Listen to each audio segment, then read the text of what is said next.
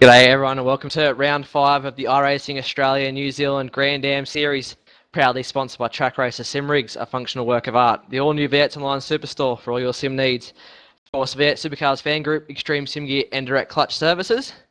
And tonight I'm joined by Matthew Hill. Welcome, Hilly. Thank you very much. It's great to be here. I do love this track. Yeah, it's a bit of a hit or miss with a lot of the drivers out there. They either love it or they hate it. But definitely a challenging track. It gets pretty tight down there through the back of the circuit, and of course, being multi-class, I think it's going to be lots of action tonight. Yeah, that's right. We've got 4.2 kilometres of some of the best British racing roads that we ever got a lot of eyes on. So it's really good. Very, very tight, fast down the back section. So really looking forward to seeing all these high-powered cars nose to tail through that section. Definitely tell you're a fan there, mate, with those nice words of the racetrack. I do love this track. I mean, I think Paddock Hill Bend is probably one of the best corners that we come across. I'm lucky if I can make a past turn one without hitting the fence. So, as the cars now do their final warm-up laps, waiting now. Get the grid up for you any moment. That's right. We'll run through the grid quickly while we've got a bit of time, and we do apologise in advance if we do mess up on these names. Starting with the Daytona prototypes, we've got Chris Osborne on pole with a 17.966. We've got Rob Hartley with a 19.01. Christopher Green, John Barry, Paul A. Nelson, Nathan Britton, Adam Biox, Colin Gordon, Alan Wilson, Evan O'Brien, and that's the top 10 for the prototypes. And I'll tell you what, we've got a great field here. Look, now we've got 30 entries compared to last week's 11, so it's great to see the interest really growing. As I'll quickly run through the McLaren GT3 grid. We've got Craig Hunter, who's actually managed to qualify this week and get in the server on time, thankfully. He's got the pole from Lewis Lottermead, Corey Osborne, Nathan Goodwin, Reese Gardner, Desmond Hallam, James Scanlon. So a lot of the regulars sort of crowding in that top 10 group there. Dave Broken, Jared G Harvey, Chris Forbes, our main man on the mic on Monday nights. Jay Kennedy's out there having a run in the McLaren. Still feeling a little bit sick, but it's good to see him having a run. And I apologise for these next couple of names. I'll probably make a meal of them throughout the tonight. Gustavo Hutti Antolianez, I think it is.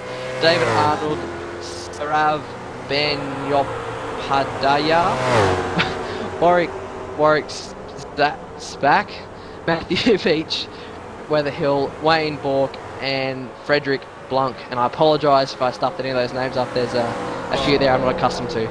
Well, I'm glad it was you tackling those and not me, that's for sure. Yeah, I think you got it easy there with the Riley grid.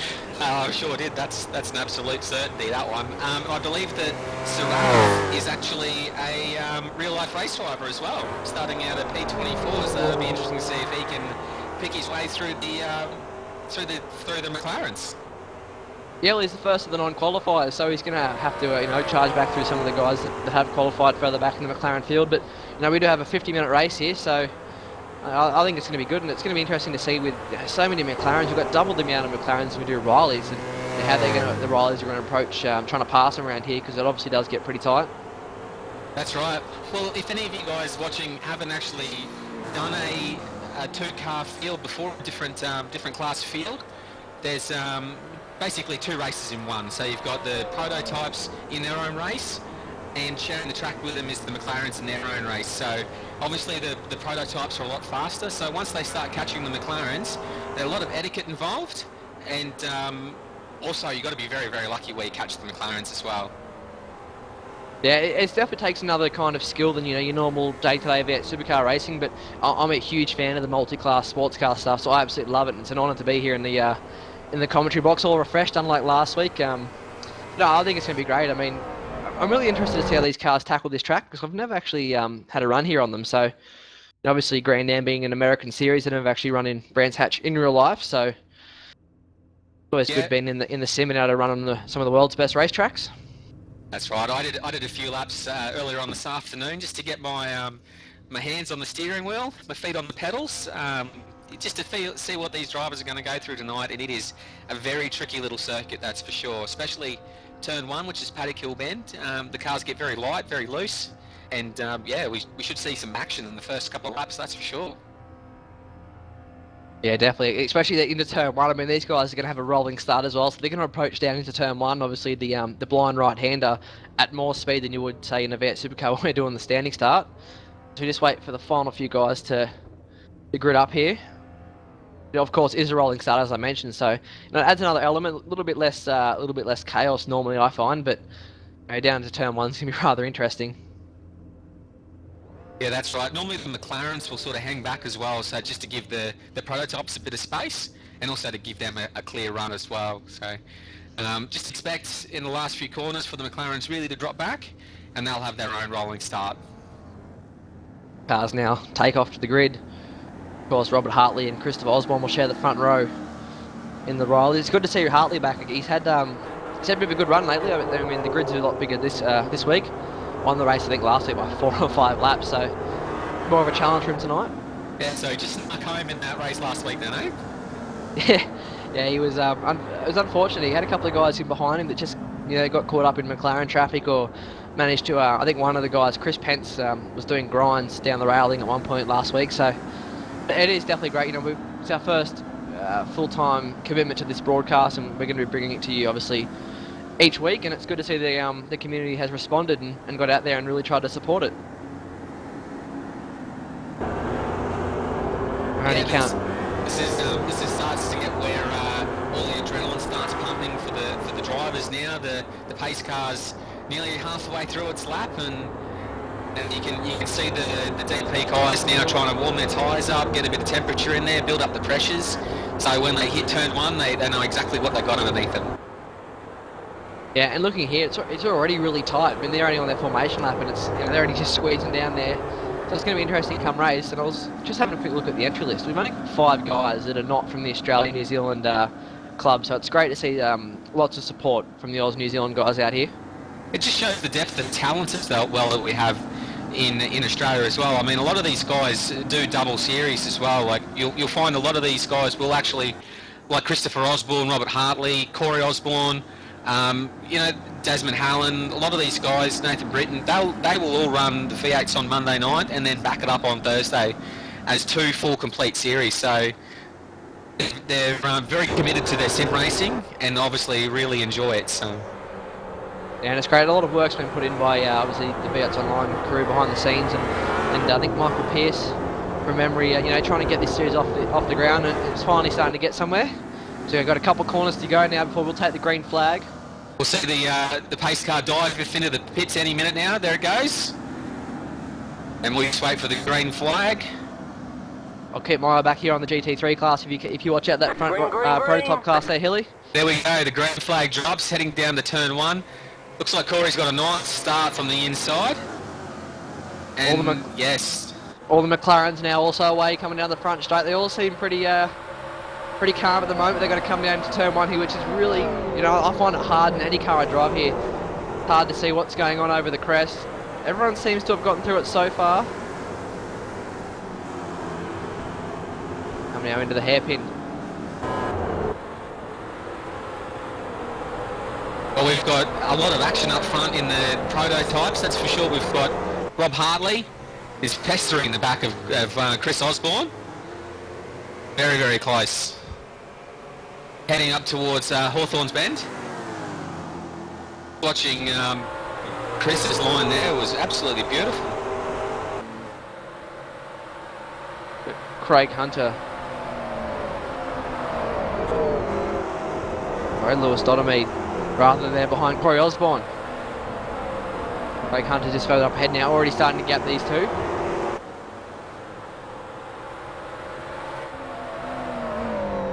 They wind up and down the hills here at Brands Hatch. First time, actually got a Riley in the fence. I'm not sure who that was. I saw him, Alan Wilson. Yeah, Alan Wilson. Just having a look back now, it looks like he's just got loose coming into Sheen Curve at the top of the hill there. Very tricky corner, and understandably why he backed it out a little bit. Yeah, hopefully there's not too much. Going to go to the replay now. Yeah, just look at it as he's come through. Just got the back end out a little sideways, and only just kissed the fence. Hopefully not too much damage, but he also now is very well down the pack. He's let most of the McLarens by now, so he's going to have to work his way through. Just keeping an eye on our fellow commentator, Jay Kennedy, the man, the voice, if you will, of the V8s Online on Monday nights. Having a bit of trouble there going through Paddock Hill Bend, but looks like he's sitting comfortably at the moment in 18th place overall, and about 9th in class. So yeah, really running quite strong. The field all still really tight, so hopefully he can pick a couple more positions up. Also had a problem here with Paul A. Nelson somewhere throughout the race. Just another thing back on what you were saying, Hilly. For those that aren't familiar with multi-class sports car racing, you know, obviously there's two different types of cars, but you could be 5th overall but 1st in class. So, you know, the McLaren guys aren't too worried about going out there and winning outright. They're just trying to make sure they you know, get the best possible position in their class. Obviously, the higher up you can finish outright, you know, the better it feels, of course. But you can finish 10th in one of these and still win the class. So. That's right. There's nothing like being in the slower car in the McLaren and actually beating a couple of the Daytona prototype guys. It really makes you feel good. And I can confirm we've just lost Paul Nelson, first retirement of the race. Looks like Lewis Dottermead has also just passed Corey Osborne. Sorry, Hilly. And also, I think we'll see Christopher Green as well in the pits with Paul Nelson, Alan Wilson, and Kevin O'Brien. So not a good start to some of these the Riley drivers. Great for Craig Hunter though. I mean, for the leading McLaren to be in P7 overall is an excellent start. Yeah, he's doing a fantastic job. I don't know, it's a bit longer at this place, but at some tracks like Silverstone and Zolder in the past few weeks, we actually had a few troubles with the not to disrespect anybody, but the slower of the DP drivers sort of just getting in the way of the faster McLaren guys there and running a little bit slower. So good to see this week all the prototype drivers seem to be on the pace and no one's hindering anyone else. I'm just watching Corey Osborne go through Paddock Hill Bend there, very, very loose. Did extremely well to hang on to it. But just thinking maybe he might break a little bit early next time he attacks that corner, I think.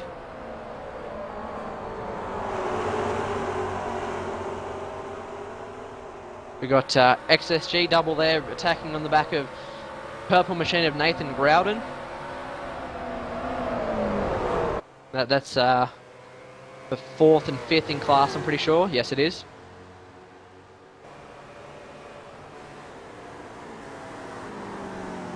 All right, looks like we got some nice close racing again now. Only 1.4 seconds between Robert Hartley and Chris Osborne vying for overall position number 1, which is a very nice place to sit.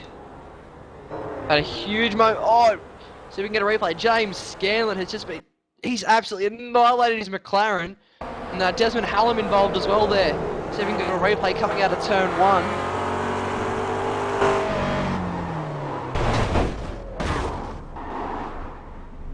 Yeah, so that's going to be both James's and Desmond's race over. That was a huge incident. Yes. Oh, I'm just watching on my screen right now. It looks like James got really close. Oh, got loose at the bottom of the hill, and yes. Very unfortunate. Very unfortunate for Desmond Hallam to be involved in that. Yeah, Hallam just had nowhere to go as James bounced off the tyre barrier back in the middle of the road. Got Jay Kennedy now is also around. I'm not sure if there's someone else involved in that one. Yes, I caught a glimpse of somebody else. Jay Kennedy. Looks like our main man on the mic on Mondays, Jay Kennedy's come into a few problems. Oh, he's actually got the sideways and hit the fence again there, so a bit of damage. That might be Jay's night over as well. Yeah, unfortunately, Sarav was caught up in that one as well. So, but there's so much action going on in these McLarens, it's hard to keep up with it. Very exciting racing. I wonder if Jay's maybe a little bit had a bit too much pumped into him there. He's obviously pretty sick this week, so might not have been focusing fully. It's a real shame though. He loves his McLaren racing, and it's his chance to get out every week and have a run. And it's unfortunate that it's come to an end on lap 4. Just looking down the pit lane, we've got a bunch of McLarens in the pit lane. We've got Matthew Beach, Gustavo's in the lane, Jared Harvey's in the lane, Desmond Hallam's completely missing the back of that car, and we've got Frederick Blanc who's just leaving as well. So a lot of damage in the McLarens early. It is a very tricky track, so... Sorry to interrupt here, Hilly. We've got Kevin O'Brien just absolutely slammed the back of that Riley prototype into the fence of turn 1. He has made an absolute mess of that car. We've got action going off left, right and centre here. We've got he's absolutely destroyed the back of that prototype.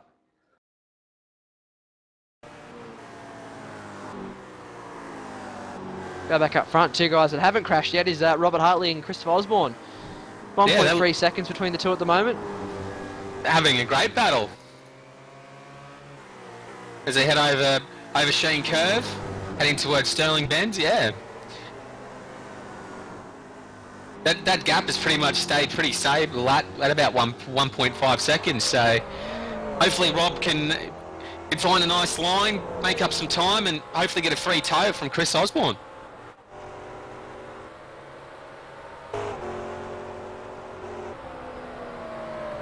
Lewis Dottermead, Craig Hunter. The gap's not too big there. It's about 3 seconds. That Craig's just a couple tenths each lap now and just pulling away slightly from Lewis. That's right. We're about 8 minutes into the race and 3 seconds, so definitely can catch up. We've still got 42 minutes to go, so definitely enough time. Definitely enough time. I'm just having a listen to these prototypes. These V8s absolutely sound perfect. iRacing have done a great job on the sounds on these cars. Continuing to look through the pit lane, it's a real shame that we've had so many cars caught up in the early lap incidents, because it's wiped out almost half of our McLaren field now. A couple of guys get back out there. Desmond Hallam's actually back out on track. I'm not sure if we can get a shot, but he's actually missing the back of his car. He's got no rear wing. So that's a bit of a moment there.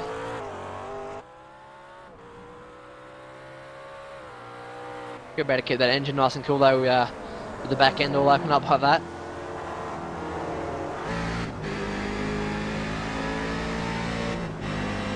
Go on board now. Sorry, Hilly.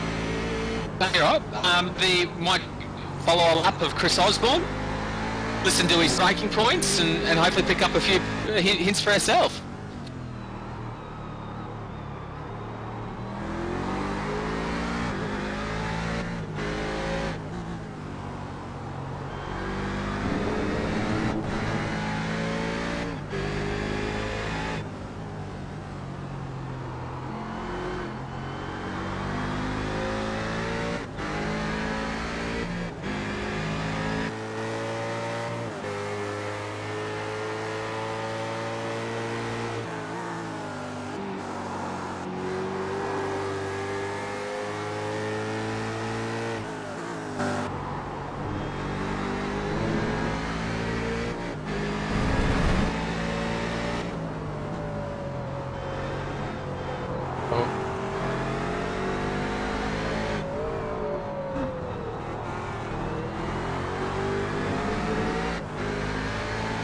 Who is that getting in the way there? David Arnold. Yeah, unlucky spot to Rob, and well, actually very fortunate for Rob to catch in that part of the track, because he's made up nearly a second then, just in that little part of the track.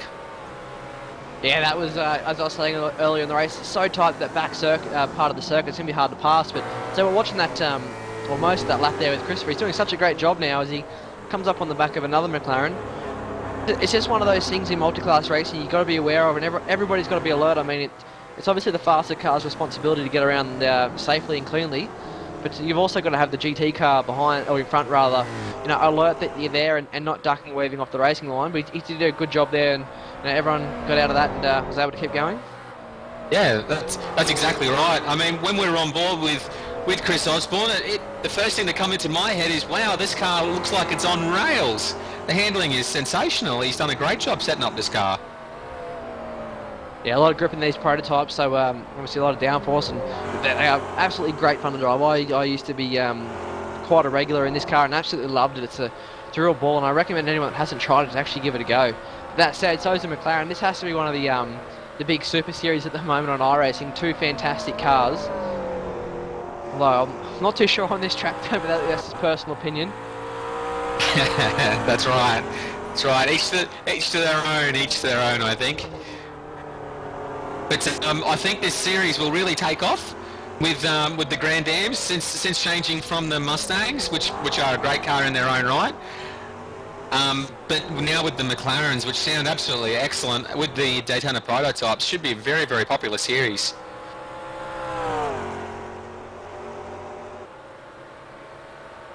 Got Lewis Doddermeat here continuing the battle in the McLaren GT3 class with Corey Osborne as he slowly starts to close that gap.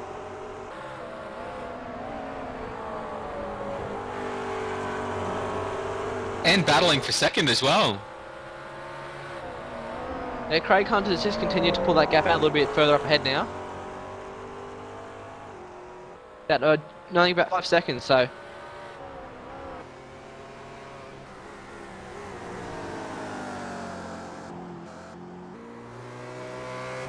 Now, as we cross the line here, we'll get to see if Corey's made any inroads into Lewis.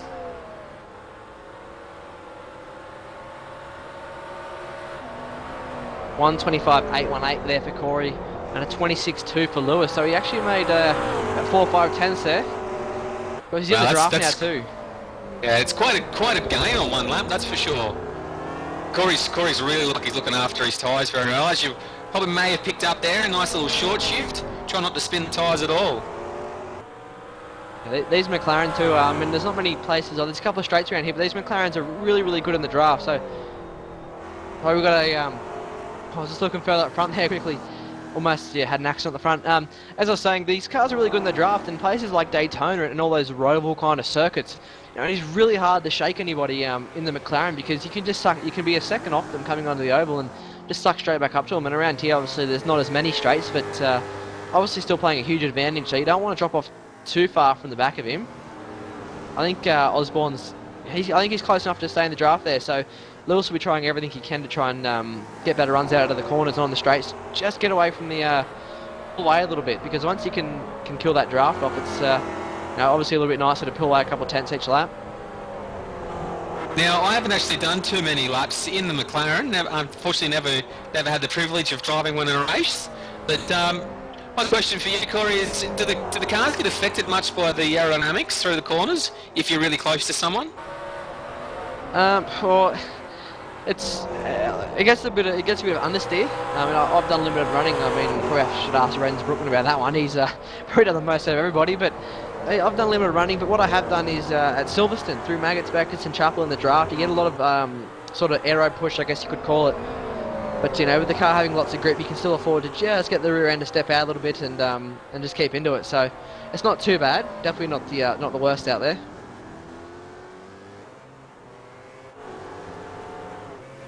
I think I just explained that in the most complicated way I possibly could.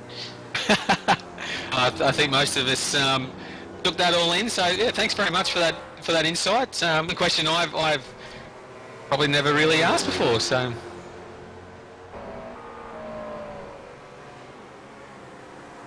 one thing I've just been informed is that Chris has actually pulled out quite a fair bit in the last couple of laps, doing a great job, really pushing hard. Looking at Hartley's laps, I wonder if there was a bit of traffic involved, because they have gone past a few cars there. So I mean, that's another exciting thing about multi-class racing. You can go and have a 5-second lead. 2 corners later, that could be all gone. So look at Christopher Osborne. Look, he's coming up on a bunch of battling McLarens there. So, and coming into this last corner, he's actually going to lose more time. Just as I was saying it, you've got to be careful, because these guys are battling for their own position. Yes, it's not for the outright, race win, but they're still battling for class podiums and class wins. So you really got to be careful. But you watch this gap get closed right up now as Christopher Osborne gets stuck up behind, I think it's Reece Gardner at the moment. Oh, but Rob Hartley further back's had a big moment into turn 1. Managed to hold on to it without running off the road. He's actually going to lose a bit of time there. And he's got 3 lap cars ahead of him as well, which isn't going to be helping him trying to catch up to Christopher Osborne. I tell you, Rob did a great, awesome car control to hang on to that one. Very tough part of the track. And it looks like Chris has cleared the lap traffic now, so hopefully he might be able to pull about a little bit of time out of Ton. On Rob Hartley. Well, Hartley's just managed to get past Gustavo, and he's coming back up onto the back of Reece Gardner. But through here, look at it gets so tight. I mean, I can't really imagine anyone trying to pass up here without the two guys being in agreement. Like right there was almost an accident with Reece Gardner. It's so hard because McLaren's got to commit to his line and run his stuff, and otherwise he'll end up off the racetrack. And Hartley wanted to get the job done, but he's definitely going to lose out here on Christopher Osborne this lap. It was 2.6 seconds last time round. I reckon it's going to be almost 4 when they come to the line next time. We got Reece out on the grass. Oh, he's pulled back in front. Yeah, Reece looks like he just struggled through that section. I don't know if Rob Hartley maybe threw him a little bit on the way through on a couple of corners before that, but looks like Reece has got it on the track and now is running his usual line. So a little bit. Maybe Rob just got the better of him then. Yeah, might have gotten a little bit nervous there. With the almost accident they had with Rob Hartley, and just on the front battle before we go back to Lewis Doddermead here, out of 4.5 seconds, just as I predicted, between Osborne and Hartley, so that really did affect him past those lap cars. Wow, that's an unfortunate lap for Rob Hartley. And he's about to find himself in the exact same situation with Lewis Doddermead and Corey Osborne still going at it. Lewis has got the gap out a little bit now, so a little bit more comfortable. But coming up right behind him is Rob Hartley. And he's caught him in the same section of track too. And unfortunately, there's quite a big difference in performance between the two different classes. Yeah, whilst it's not as much as this series used to run the Ford Mustang FR 500S, I think it was. Now, obviously, that's not a Grand Am spec car. Neither is a McLaren. Although the McLaren is a lot closer to what they run in real life, and it's a little bit nicer now that the McLaren's a bit faster.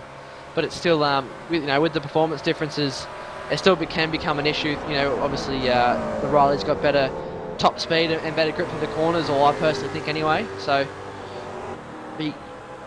you just can't dial up the inside. I mean, the McLaren actually has better brakes than the Riley, so you can't just chuck it up the inside and hope for the best in the Riley, because you're going to end up probably slamming into one of the McLarens. I think we've got Reece Gardner. Big moment. Reece back in pit lane, so I just come back and see what happened there a little bit. Unfortunately, my replay doesn't show it, but I'm very unfortunate. I'm unfortunate I don't have it either there, so not quite sure what's happening. I think our producer's got it on replay though. Hearing reports that he's just spun it out of the last corner, so unfortunate for Reece, who's having a good strong run there. Running in the top 10 of his class, so it's unfortunate for young Reece G. Yeah, for someone unfortunately who hasn't done a lot of practice, he was driving extremely well.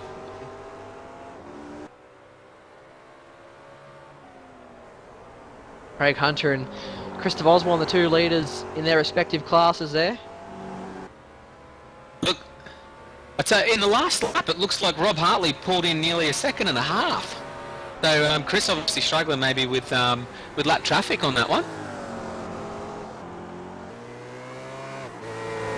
Yeah, well that's it. I mean, the last lap it went from about 1 second or 2 out to 4.5, and then come back down to 3.1, and it's back out to 3.5 now. So just the joy of multi-class racing, I guess. I mean, like I said, you got to respect the solo classes, because they're out there. They have every right to fight for their position just as much as you do.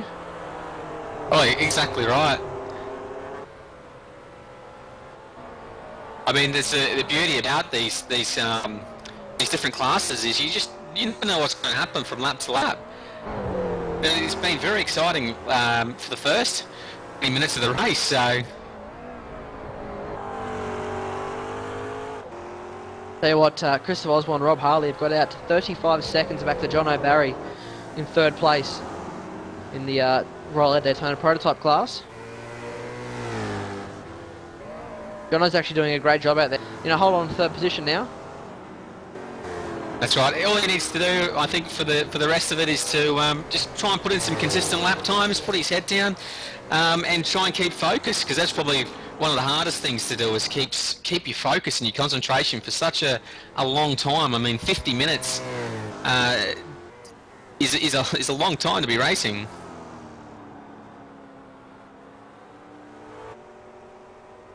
Look at Colin Gorton right now. running it obviously in the Rilo Daytona prototype class, running a nice fifth position at the moment, rather. Doing a really solid job out there, just doing his laps, doing what he needs to do. That's right. Well, he's still got his car in well, brand new condition.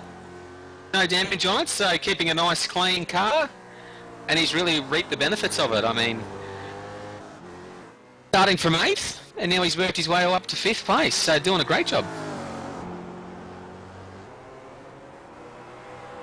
Nathan Britton here, also running in the Rilo Daytona prototype class.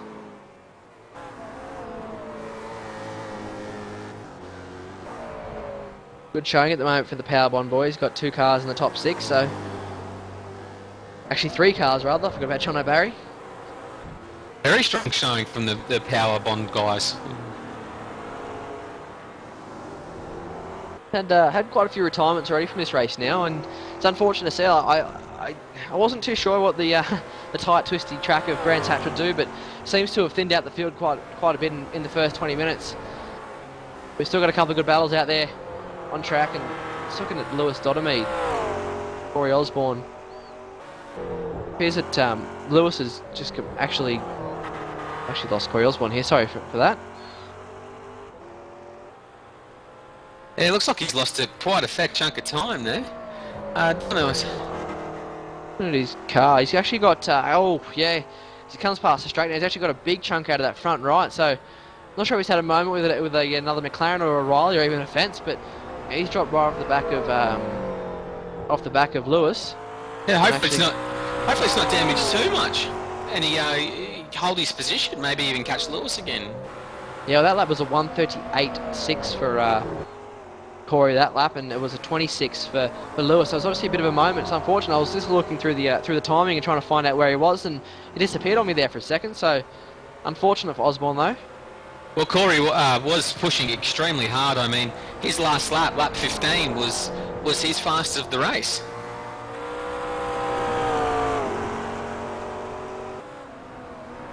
Got another Vets Online commentator rather, Stephen Sandman Clark out there watching. A big g'day to you, mate, and it's a shame you can't get out there and have a bit of run actually. It's always good to watch you racing. That's right. G'day Sandman, I hope you don't judge me too hard for this commentary. It's good to see the VAD Online boys, the Monday night commentators, getting a bit of a run in the Grand Am, so unfortunately not the night that Jay Kennedy would have liked, but still out there behind the wheel. Yeah, I think we'll give Jay a break this week. He's been really sick the last couple of days and not feeling up to it, so it's a bit of a miracle actually he raced tonight, because I don't think he was going to. Yeah, I think he's felt the peer pressure a little bit there. Had to put the word in for the XSG guys. Looks like we got Reese back out on track. Yeah, Reese Gardner back out now after his moment. Doesn't look like the car's got any damage. Obviously, a bit of time in the pit lane, got it fixed and got going again. Although, that's actually that's dropped him well down the order. He's down in 11th place in class and just behind Desmond Hallam actually. He's still missing the back of that car there, so good airflow on the back of that thing at least. And that is actually for position as well. Yeah, they're both 3 laps down, and unfortunately I think Jay Broken's another lap ahead of them, so at least he's still going to have a good hard fight at it. But actually amazing that Hallam got back out there, because that was a huge accident he had with James Scanlon at turn 1. Yeah, you can still see the battle scars. I mean, he's missing pretty much the back half of his car. Yeah, it's just scratches to the left side, it's Reese around the outside. Well, you're absolutely right that this track's quite narrow. I mean, Reese nearly had to use some of the grass there to get past.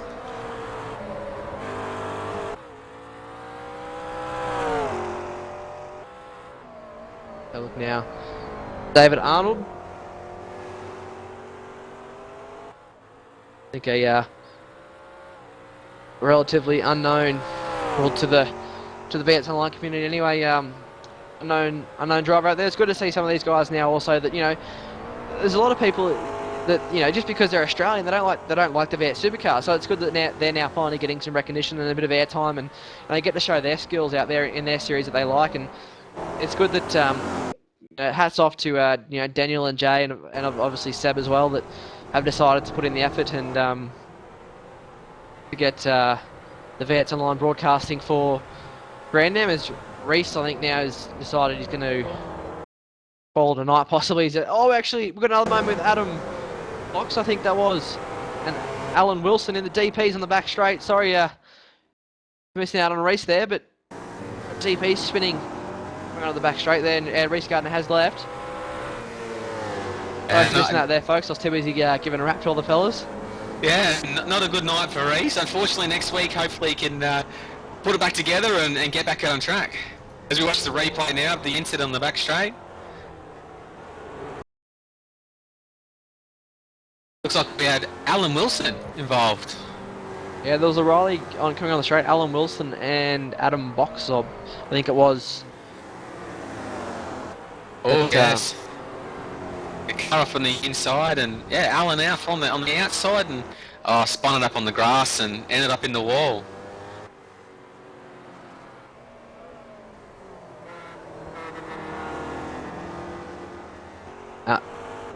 Adam, though, managed to still hold off Colin Gorton, though, although he has closed the margin up quite considerably on that last lap. I'm not sure if Alan Wilson has a problem or not, but he's limping back to the pit lane. Oh, hang on, there we go. We go to Alan Wilson. He's actually missing the whole front nose cone off that car. All is exposed on that Riley prototype. Yeah, probably not the best aerodynamically now, that's for sure. Yeah, probably struggles in the corners a little bit there. Comes down the lane. Interesting to see if they can just bolt on a new nose cone and off he goes. The wheels still look like they're pointing pretty straight, so.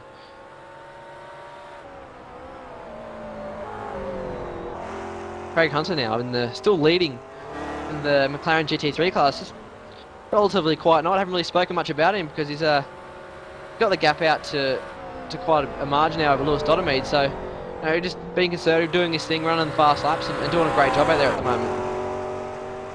It's a very highly respected driver. I mean, every time I've seen Craig Hunter race in the McLaren, he's basically giving him a lesson, that's for sure.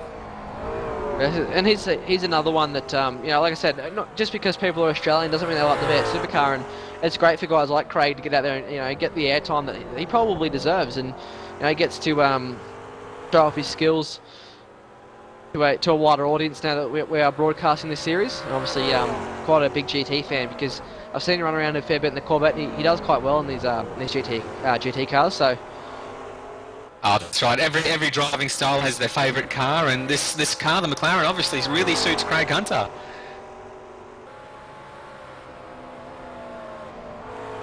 We head back now to Lewis, who is really doing a great job. In 8th overall, and 2nd place in the McLaren.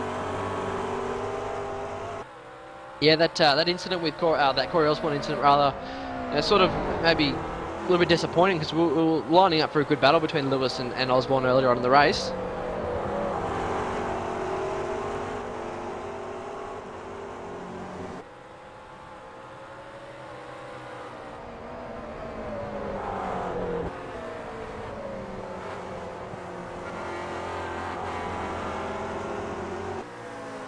Another one of the relatively unknown drivers in the Oz community, or personally again, Nathan Growden, running very well, 4th position at the moment in the McLaren class. I mean, as we do this broadcast every week, we'll get to know a lot of these drivers that sort of specialise in the Grand Ams, and might have a chat to these guys hopefully in the future as well. Really get to know these drivers. As I said earlier, it's fantastic to have. Fantastic to now be broadcasting this and giving these guys recognition, and in return, I mean, the Oz Club has really responded. Like I said, out of 29 cars, only 5 of them were not from Australia or New Zealand, so it's great that everyone sort of responded and that they want to help get this series off the ground and get another series going other than the V8 supercars. But Christopher Osborne in big traffic there. Looks like he's got Nathan Growden actually in the purple machine, the McLaren. Gets past him, he's got Colin Gorton just up ahead. Right, Leo just lapping Colin, unfortunately, so. But Chris done a great job to get through that traffic.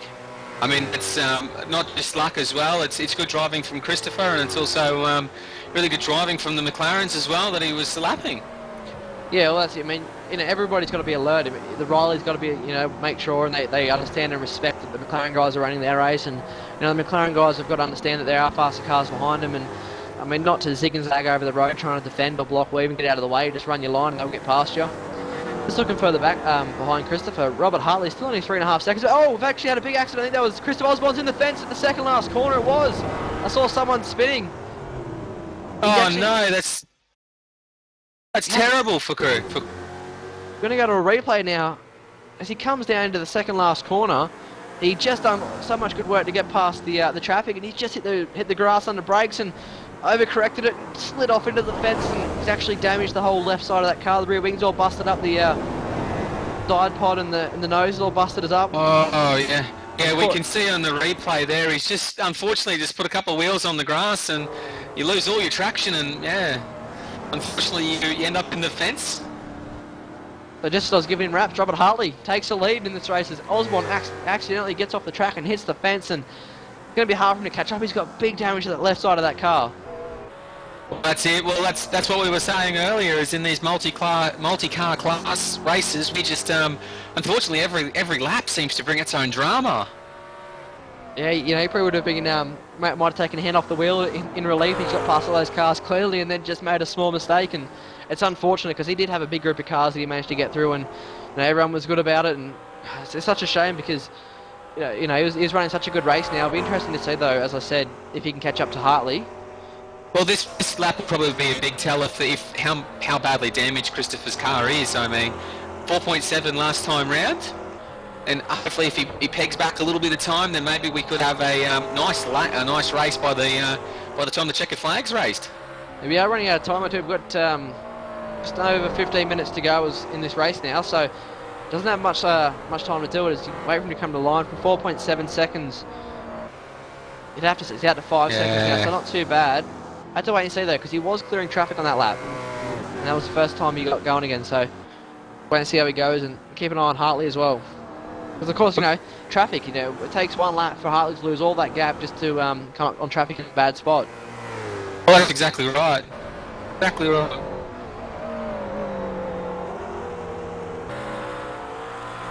But Chris Forbes and Wayne Burke battling back in sixth.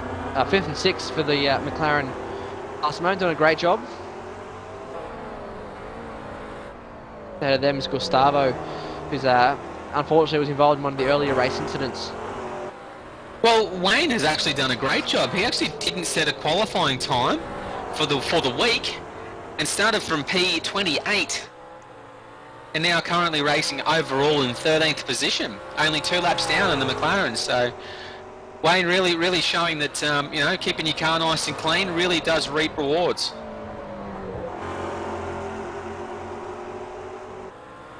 Chris Forbes just ahead of him now, getting stuck a little bit behind Gustavo. So this will be playing well for Wayne at the moment. As Chris actually has a big go there. It's like Gustavo just got out of the gas a little bit, but it's managed to close the gap right up now between Wayne Burke and Chris Forbes. He's all over the back of him now.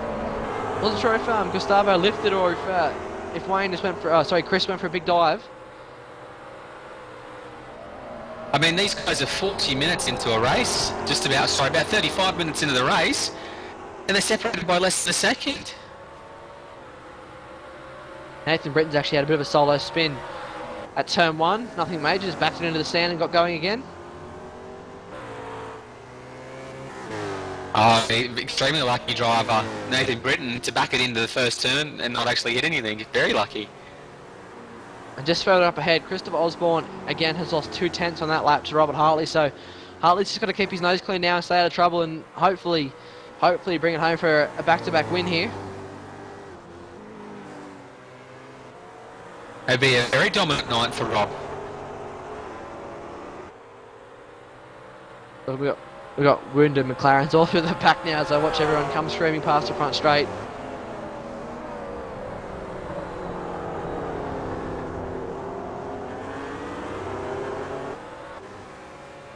Des Hallam rather. Jay Kennedy still going at it. Jay's got a bit of damage to his car. Des got damage to his car, so it's equaling it out here. They've been going at it now for a few laps. It's actually Jay's actually right off the racetrack as we've gone to. Oh no, I think we put the mocker on him there. Just as we go, he goes off the racetrack. Oh, we haven't cursed him, have we? Surely not. I think he does it to enough people on Monday nights that he probably deserves some back. I think I've copped that one once or twice as well, the Jay Kennedy curse. Yeah, I think I might leave TeamSpeak once his session's over and maybe not talk to Jay till tomorrow. And yeah, unfortunately we can't deny it as well, it's going to be on the internet forever. But getting on board now. Craig Hunter, I believe, just out there absolutely dominating the McLaren GT3 class.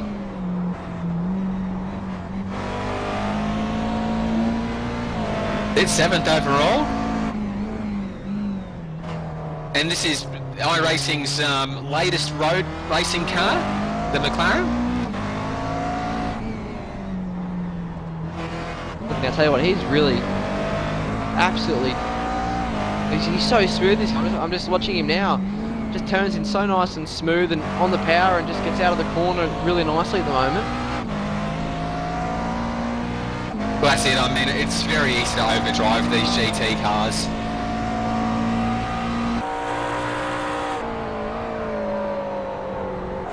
Yeah, it does. Look at that. It looks like it's handling on rails. Yeah, you can tell he's got this thing sussed out now. He's just absolutely driving this thing. It's so fast, but it looks so smooth. It handles those bumps through Westfield Bend extremely well.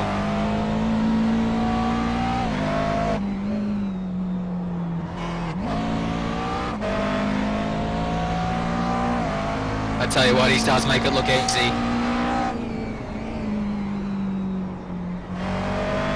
The battle for 5th and 6th in the McLaren class with Chris Forbes and Wayne Burke is still heating up now.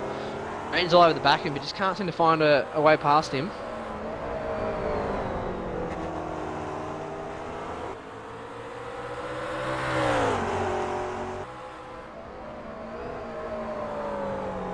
Currently battling for 5th and 6th.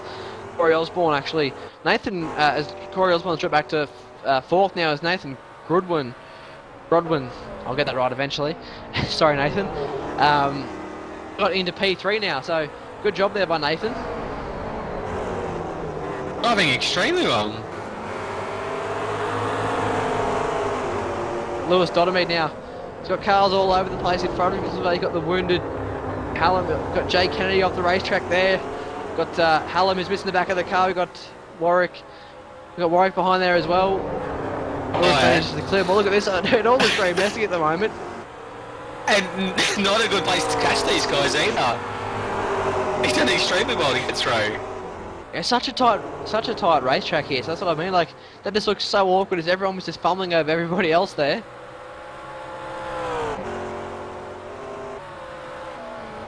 Yeah, our man Jay out on the circuit as well, got involved in that.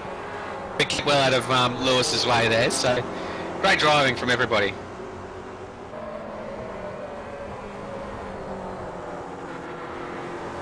As you look back now at Alan Wilson, still driving his Riley around without a front end, so he must be fighting real bad with that car.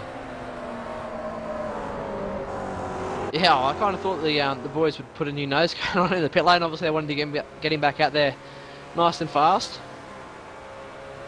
Well, that's it. With 10 minutes to go, is there enough time to repair it, though? That's probably one of the questions he's probably asked himself. Another thing, with 10 minutes to go, the lead's down to 2.1 seconds between Rob Hartley and Christopher Osborne. So even with the damage, Osborne has closed right up to the back of, or getting close to the back of Hartley there. I'm not sure if it was traffic or if Hartley's made a mistake, but he's doing a great job in the damage there.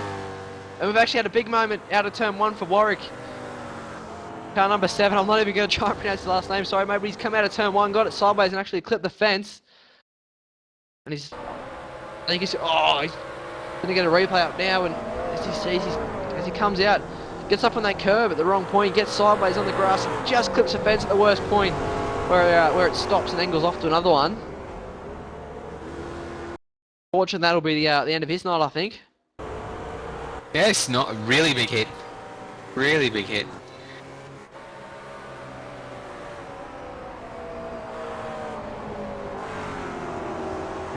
Just looking up front now.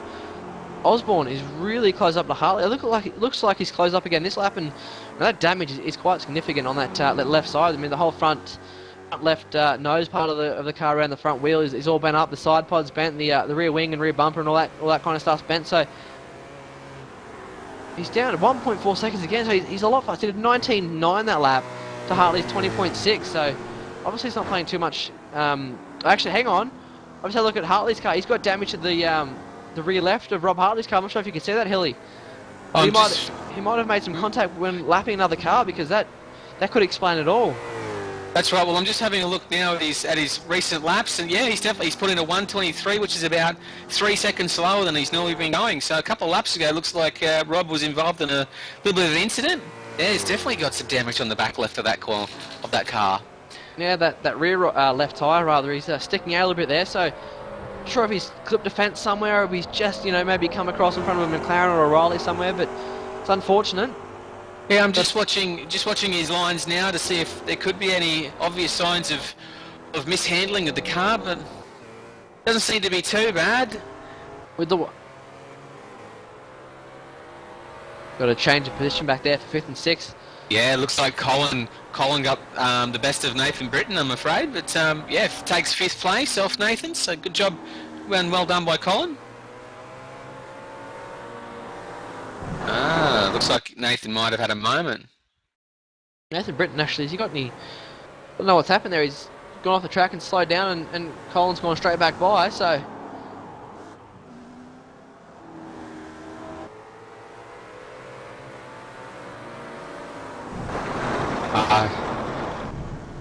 Yeah, it looks like it maybe have lost laps of concentration there, but I mean, if you lose your rhythm in these cars, it's extremely hard to get back. I mean, after 43 minutes of racing, maybe just have 1 or 2 moments is probably count yourself lucky for that race. So got Adam Box there in the fence in front of the leaders, I think it was. Oh, he's running 4th place as well. Doesn't have too much damage to the left side of the Englishman's car. One of our few internationals in this field, actually. Doing a great job running in P4.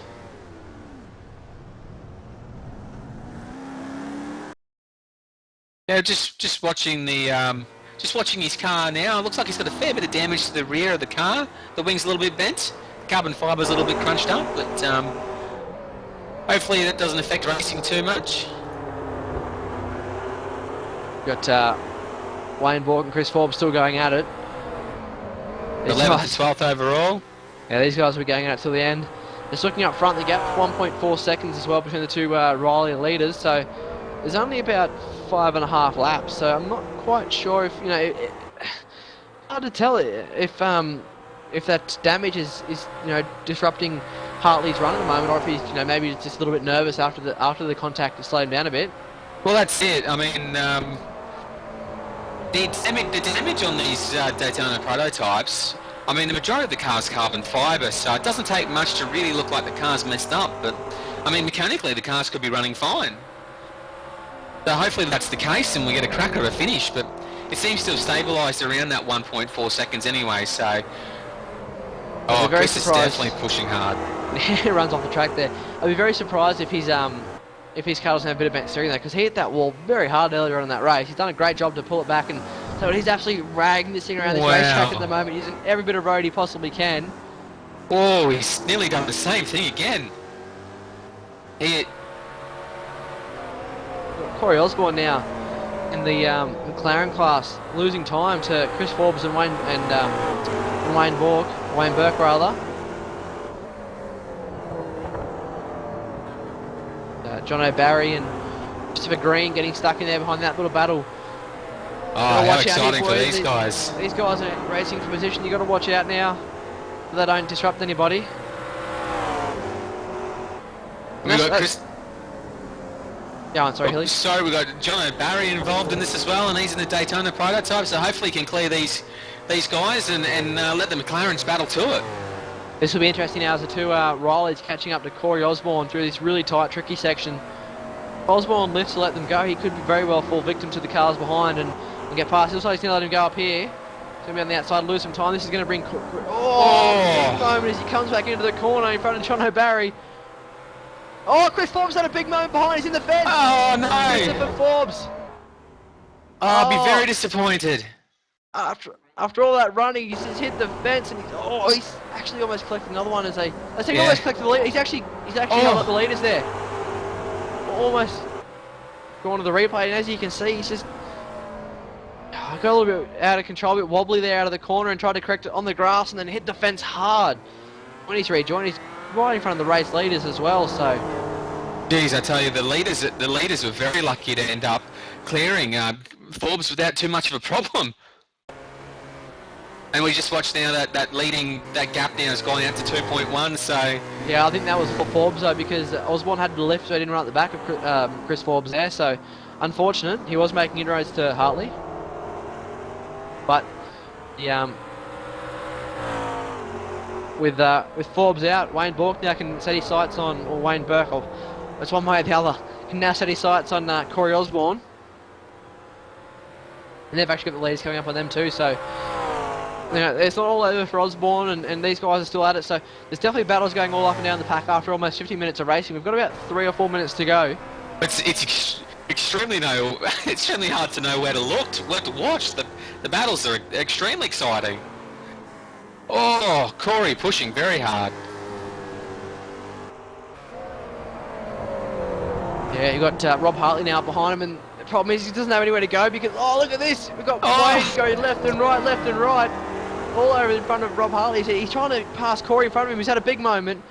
Oh, and Corey comes across there on Hartley. Oh, he's on the outside as well, going to the last turn.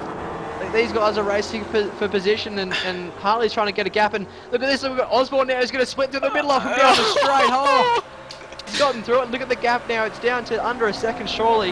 Yeah, half a second now. We've got about a minute and a half to go. And we've got Osborne. He's all over the back of Hartley there thanks to the lap traffic. As look around the outside. Oh, you just don't know where to watch. Incredible racing. Incredible. Didn't that come at the right time though? I mean, we had the two McLarens battling for position. It's held up Hartley big time, and Osborne's brought right back into this pitch. Oh, he's up the... Oh, no! Oh, and he's gone around. Christopher Osborne finally caught up, and then I think he just locked the brakes and almost hit the back of Rob Hartley there, and had nowhere to go but spin it out on the grass. It's I mean, it's good driving. Unfortunately, these things happen, and it was good driving from Osborne to sort of miss Hartley. Yeah, so oof. I got sweating palms from watching that. And it's unfortunate he did everything he could. I think otherwise he was going to play out the back of Rob Hartley there. So unfortunate as Wayne now still all over the back of Osborne. We should be getting the white flag this time by, I believe. Not sure if they've already got it the last lap. We've been too busy focused on the battles there as Osborne got real close. Oh, we got Corey Osborne off on the grass. Oh, very loose. Using all of the ABS there, I think, to pull the car up. Guys have got the white flag this lap. Right, Wayne Burke's got the inside line. Paddock Hill bent. Watch Osborne, they try to get the over and under. He's almost had it. He had to break in the middle of the corner there. Wayne was a bit slow, a bit smarter in that mid corner to maybe back him up a little bit, but he's back up the inside now. Oh, this is great racing from these two guys. It's the final lap now. This is I tell you what, Wayne's got the position on the inside. Oh, and Osborne right behind him.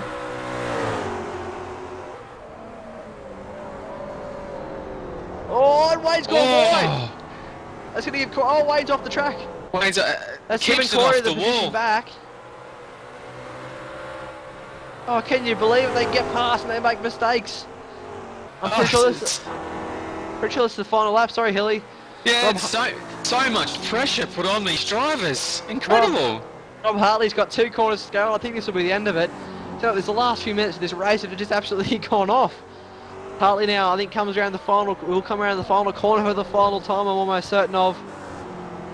Been a great drive from Hartley. It thoroughly deserves the win. Pulls over to celebrate along the pit wall. Great job there by Rob Hartley he put the pressure on Osborne earlier in that race, got the job done after Osborne obviously made the mistake, and Osborne was so close there. then made another mistake. He'll come home in second, further 10 seconds back. And a drag race to the finish. Oh, Corey just pips Wayne to the start and finish line. So What a well race! done. Great race from those two guys. We had crashes and action and people going out. That was just absolutely fantastic. It really, the racing really turned on a lot more than I thought it would around this little tight track. Oh mate, I tell you what, that makes me want to get behind the wheel of McLaren or the DP and cut a few laps. That's for sure. Wait now for the final guys to get to the end of their race. We'll go through the final positions once everyone does get to the line. Yeah, we got John coming into the last couple of corners. Lucky car 13 for him. One of the Power Bond races. He's actually running a tribute Marcus Ambrose livery there. Wait for everyone to come to the finish line. We've got Jay Kennedy now. Man on Monday of V8's Online comes to the line, finishing 18th outright, but finishes in 10th though for class, so good effort there, good comeback by Jay. Persistence pays off, that's for sure, so... Oh, he doesn't need that car anymore, so... And leaves some work for the pit crew to repair before the next race at Laguna Seca. So we'll see if we get results up, and I'll run through the Rileys for you. Robert Hartley took out the win. 11.49 seconds was the end gap, although I don't think that was, they didn't quite show how close it was for most of that race. An unfortunate mistake there for Christopher Osborne in second with a late race spin. No, Barry did very well to stay on the lead lap as well for third place, followed by Adam Box and Colin Gorton. Nathan Britton in P6, Christopher Green 7th, Alan Wilson in 8th, Kevin O'Brien in 9, and Paul Nelson rounds out the 10 for the Riley Daytona prototypes. Right, we move on to the McLarens now. Car number 1, Craig Hunter, certainly dominated today's race in the McLaren. Closely followed by Lewis Nottermead in second place, Nathan Groudon in third. We got Corey Osborne in fourth. Wayne Burke finished in a very respectable 5th position. David Arnold in 6th. Jay Broken in 7th. Chris Forbes in 8th, and Desmond Hallen wraps out the top 10 of the McLarens. Jake Kennedy actually in P10 there. Oh, Alan sorry. in P9. He done a great job.